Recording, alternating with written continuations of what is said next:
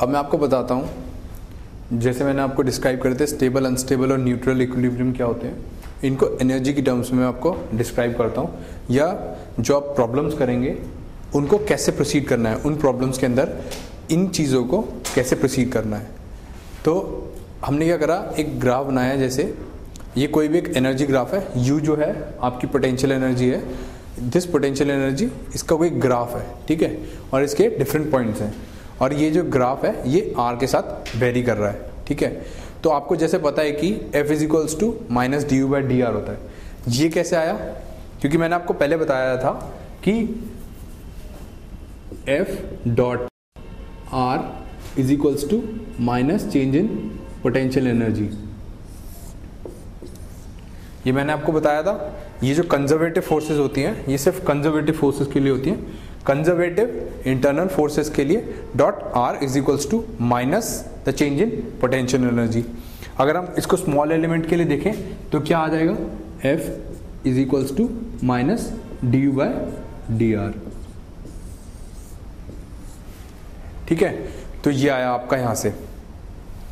तो अब हम जब इसका ग्राफ प्लॉट करेंगे U के कॉरेस्पॉन्डिंग, तो क्या होता है कि इस फॉर्मूले को यूज करके जब हम ग्राफ प्लॉट करते हैं F का, तो कुछ ऐसा ग्राफ आएगा। ये मतलब इसके अंदर क्या होगा कि जब D u by d are, मतलब जब ये मैक्सिमम पॉइंट पर पहुंच जाएगा अपना U, उस टाइम पे क्या होगा, F की वैल्यू जो होती है वो 0 हो जाती है, और ऐसे ही अपने मिनिमम पॉइंट पे पहुंचेगा, मतलब अपने जब भी एक्सट्रीम्स पे होता है तो इसकी वैल्यू, F की वैल्यू 0 हो जाती है। जब भी हम डिफरेंशिएट करते हैं अपने एक्सट्रीम्स पे, या आप मैक्सिमम मिनिमम में पढ़ेंगे कि जब भी एक्सट्रीम्स पे इसको डिफरेंशिएट करा जाता है U को, तो वो 0, F की वैल्यू आपकी 0 आएगी और कॉरेस्पॉन्डिंग आपका कर्व मिलता है।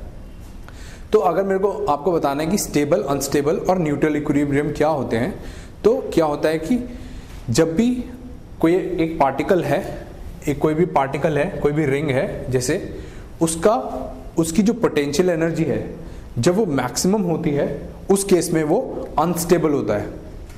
जब उसकी पोटेंशियल एनर्जी बहुत ही ज़्यादा हाई होगी या मैक्सिमम होगी, उस केस में वो अपनी अनस्टेबल पोजीशन पे होगा। बट जब वो अपने मिनिमम पोटेंशियल एनर्जी वाले पॉइंट पर होगा, जैसे C है, C पॉइंट पे उसकी मिनिमम एनर्जी है, तो उस केस के अंदर वो स्टेबल इक्विलिब्रियम पे होगा। और न्यूट्रल कब होगा, जैसे A पॉइंट है, A पॉइंट में क्या है कि कोई भी चेंज नहीं आ रहा, मतलब पोटेंशियल एनर्जी जितनी थी उतनी ही है, तो उस केस के अंदर क्या होता है कि ये होता है न्यूट्रल इक्विलिब्रियम, ठीक है।